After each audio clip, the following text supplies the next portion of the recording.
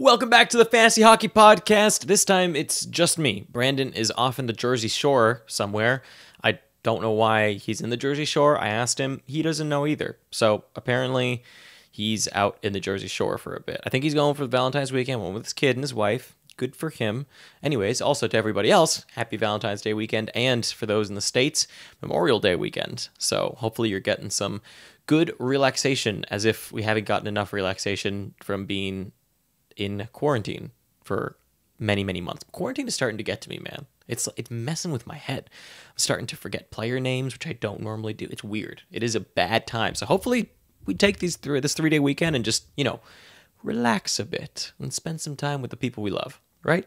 So, Brandon's not going to be here. He did do a script, though, so I'm going to walk through the stuff that he said as well. In the future, we'll figure out a better way to do this when we can't be together. But we wanted to get an episode out anyways to still help you out with this upcoming week and all the postponements, which, unfortunately, we can't see into the future, so I can't help you with the future postponements, but I can at least give you some feedback on what we know, at least as of now. I'm recording this Saturday afternoon at around 2 p.m., so before any games happen. So if anything happens, I didn't know about it. Just putting that out there.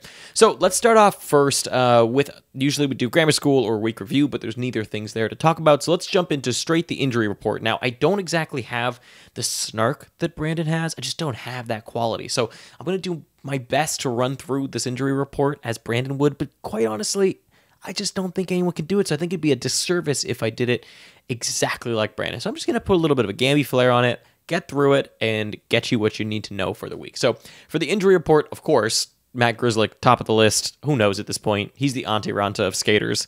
Never healthy. He came back for a game, immediately went day to day. I don't know about the guy. I have no clue. At this point, I don't even want to hold him because is he ever even healthy? You can't even play him anymore because he's never healthy. So how can he be that top power play if you can't rely on him to be healthy consistently? It sucks, but it is what it is. Connor Murphy is day-to-day with a hip injury. Alexander Radulov is day-to-day with a lower body injury. Another one of those guys that continues to go just on and off that injury list. Who knows where they're at. Zach Kassian is week to week with an upper body injury. Good sign for a guy like Puljujarvi, who's been playing that top line. Of course, he's on and off with that COVID list.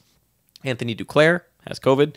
There's a bunch of Minnesota players that have been added to the COVID list. Cam Talbot is one of them. If you really want to take a look at all the players that are on there, be my guest. We're not going to list them out here. Matthias Ekholm is week to week with a lower body injury. Artemi Panarin is day to day with a lower body injury. Luckily, it's day to day. It did look like something that could have potentially been week to week, given what happened.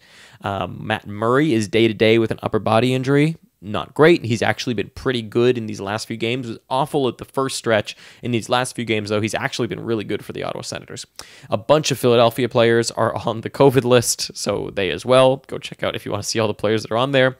Devin Dubnyk is day-to-day with a lower body injury. It seems like he's probably going to miss this whole week. When you hear Boehner talk about the goalie situation, he said that Jones is the number one guy, but he's not against giving Melnichuk a run here. So I think the Melnichuk will get one start, and I think it was also a little bit of a threat to Jones that he needs to play well this next game or else. So pay attention to Melnichuk.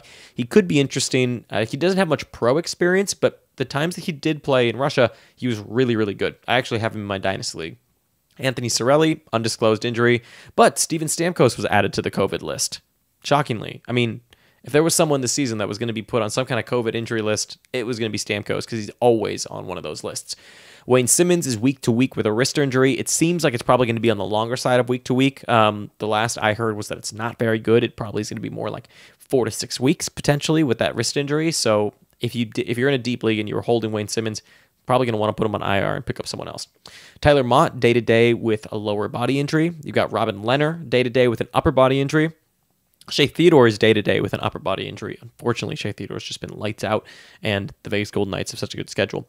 Pierre-Luc Dubois, day-to-day, undisclosed what exactly happened, but he did just have his first game with Connor and Wheeler on his wing. Sucks that this happened so soon. Ryan Johansson is week-to-week with an upper body injury. It does not sound great. Zach Werenski returned, so we'll see what happens now with that power play. See if Seth Jones can keep that top power play, if it's going to go right back to Werenski. Elvis Merzlikins returned, so they've got their number one back in net. And Evgeny Kuznetsov technically returned. They haven't played a game yet, but he's not on the COVID protocol anymore, so he is eligible to play for the Washington Capitals. And, of course, we've got Jesse Puljujarvi, who's kind of up and down on that COVID list, and we're not really sure what exactly is going on there completely. So jumping into drop candidates, my first one to stick with, I'm just going to run through mine and then run through Brandon's. My first one was Vitek Vanacek, 54% owned goaltender. Now that Samsonov is back, and on top of that, Vanacek has not really been that great as of late. And if you look at actually the expected goals saved above average, Vanacek is not that great as of late. It seems like it, right? He won Rookie of the Year, got a lot of wins, but he was very much getting kind of bailed out by his offense.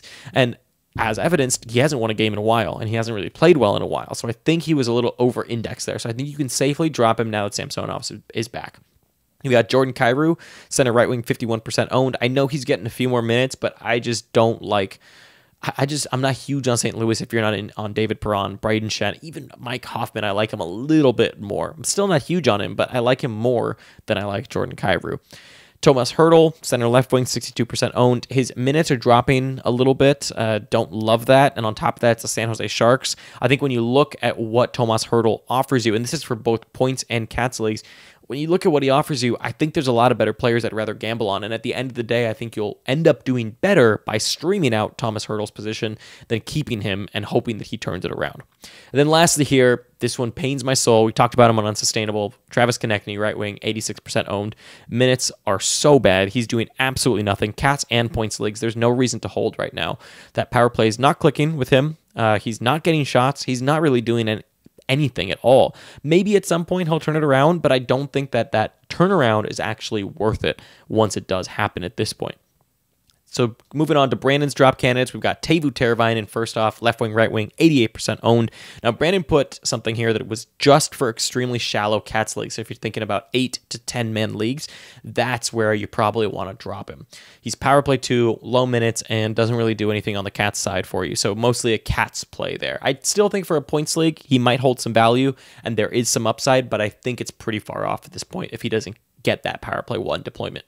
Jacob Slavin, defenseman, 41% owned. This one, honestly, is both. Cats and points leagues. There's no reason to hold Jacob Slavin at this point. He's a minute cruncher, but he's not a fantasy guy. He doesn't offer anything there. Anthony Cirelli is the last one here, center, 53% owned. He's never going to get power play 1. He's a great player in real life, but honestly overrated when it comes to fantasy. He's a good streamer when Tampa has good games, but aside from that, really, Anthony Cirelli is not a long-term hold, and 53% for a center. When there's a lot of good centers on the wire, it's just not worth it, in my opinion.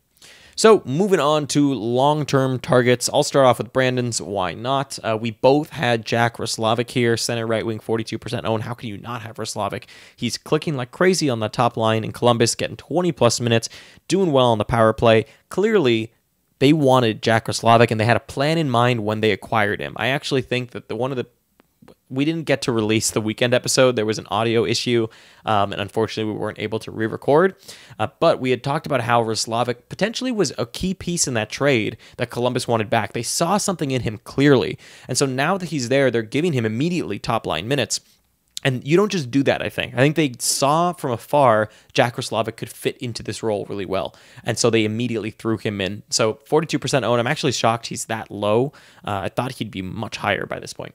Then we've got Jordan Staal, center, 32% owned from Brandon. He's not a true long-term sustainable hold, but he's a good 2 to 3 week hold while he continues this hits, all these crazy hittings. He's shooting quite a bit. He has points upside, and he is on power play 1. So while those things hold, he's worth it. But I would have a short leash in the sense that as soon as if he loses that power play 1 or his minutes drop or he's not getting that hit upside or that point upside, then at that point you can say goodbye to Jordan Staal and you're really not missing out on much. And lastly, Adrian Kempe, triple eligibility, center, left wing, right wing on Yahoo, 13% owned. A good option, honestly, in points or Cats leagues at this point, especially because of the minutes. The Los Angeles Kings have a lot of off nights, and he's just a good deep league option at only 13%.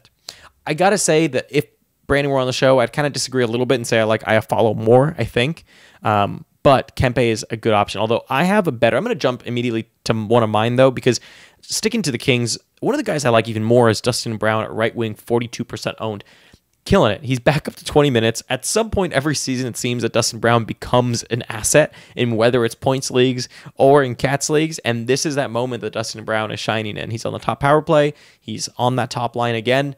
He's killing it. And at only 42% owned, I wish he weren't only right wing, but it is what it is. We're used to that at this point. But 42% owned, if he's available, I'd absolutely give him a look.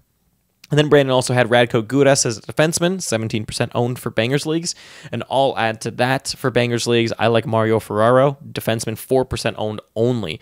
He's getting pretty good minutes in San Jose, getting good blocks, getting good hits, and good shots. Nothing incredible, but if you're eyeing a 4% defenseman, it means either your league is really sharp and there's not a lot available for you on the wire, or it means that you're just in a really deep league where there's not a lot of things in general. So at 4%, Mario Ferraro is a really good option. I picked him up specifically in my hits and blocks and shots league.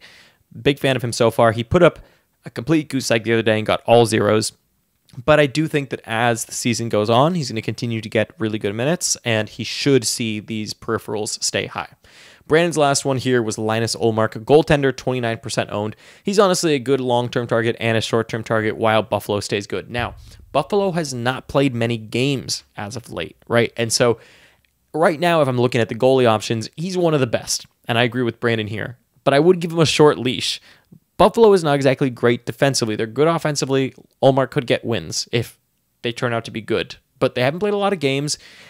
I don't really know what to expect of Buffalo coming out of this break. They've had a super extended break. I'm going to be very curious to see how the team comes out. I would guess that defensively they probably won't be very good. But let's see. I've been surprised before. So now we're going to just go quick with this episode because I know you don't want to hear my voice ramble on for 20 minutes at a time. And you also just want to get the info and get out and go make your ads. So moving on to the week preview, teams with 2 or less games. There's actually quite a few this week. There's the Vegas Golden Knights, Philly, mostly because of postponements, Montreal, Colorado, and Boston. Those are some big teams right there.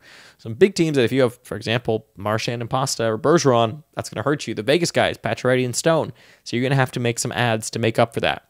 Teams that play 3 or more off nights. Now, there's only 3 off. I think maybe Vancouver plays 4 off nights or Winnipeg. I can't remember exactly. But both of them have 3 or more off nights. I should put in parentheses here how many they have, but whatever. They have 3 or more. So Winnipeg and Vancouver. And on the plus side, they're in the Canadian division. Yay. Less chance of COVID and higher scoring. So teams with good matchups are going to be Winnipeg, who have 2 Edmonton games and 2 Vancouver games. So they should be probably high scoring. The Edmonton one, maybe not so much. The Vancouver one's absolutely. Maybe not on both sides, but they should be able to score on Vancouver. Then there's Toronto, who have 3 Ottawa games and 1 Montreal game. Ottawa's been stingy as of late, so I don't feel super great about that, but it is Toronto, and there's some options there. Then there's Calgary, who have 2 Vancouver games, and they've been lights out against Vancouver. Jacob Markstrom is impossible to score on when they're playing against Vancouver, and, I mean, it's easy to score on Vancouver no matter who you are. So Vancouver games and 2 Edmonton games, similar to that Winnipeg suggestion. And then lastly, we've got Minnesota, who have the Los Angeles Kings once, and the Anaheim Ducks twice. So you're looking at, they've had so many postponements as well that there's a lot of value there that you can find. You can probably find Joel Eriksson Ek on your wire. You can find, in some leagues, Kirill Kaprizov. There's a few options there to pick up. I mean, because of their easy schedule and that long break, there could be a play there, potential long-term play as well. So with that knowledge, let's move into the short-term targets. Brandon, of course, has Jesse Puljujarvi on his first one here, right wing, 21% owned. He said he's decent this week. I don't know about that. He's also kind of in and out of the COVID protocol, so I don't know about that. Then he also has Paul Stastny, center, 18% owned. I do like this one because Winnipeg has that nice schedule of 2 Edmonton games and 2 Vancouver games. And honestly, I'm surprised he's only 18% owned. And if we see that Pierre-Luc Dubois is going to end up being out through the week, that could be a big, big grab if PLD ends up being out there because that means Stastny gets to slot into a much better position. He hasn't done much with it. And for that reason, I actually like Andrew Kopp more if he does happen to be available, especially in points leagues and honestly Cats leagues, although he's weakened somewhat in Cats leagues, and I like him more in points leagues now. He's 54% owned, center, left wing, but I do like Andrew Kopp as a potential long-term hold as well because of the way they're doing these lines. I think it helps Ehlers and Kopp's value long-term. Then I also have Zach Hyman, center, left wing, 58% owned because of that good Toronto schedule. He might not be available, but Sam Hyman I've found is one of those guys that in sharper leagues tends to get dropped, and then in less sharp leagues and a little more casual leagues, he tends to get held just because he's on Toronto and people are excited. So he has this high ownership percentage, but there's a good chance he might be available in your league because honestly, he's not that good. But a lot of people hold him anyways because he has that random name value that everyone associates with. And they're like, oh my God, it's Zach Hyman. I've got to hold him. He's going to be good. So yeah, I would check, but he does have a really good schedule this week. So if he is available, I do recommend him. Brandon has here Carter Verhaeghe, center left wing, 30% owned. good play for this week. Florida has a decent schedule. Verhaeghe is good for points leagues, especially. More so than Cats leagues. I like Carter Verhaeghe in points leagues. Then Chris Driedger, goalie, 37% owned. He's guaranteed to get one Detroit start at minimum, but could get two. Bobrovsky has been playing kind of well as of late. He's getting wins at the end of the day. This performance might not be perfect, but he is getting wins.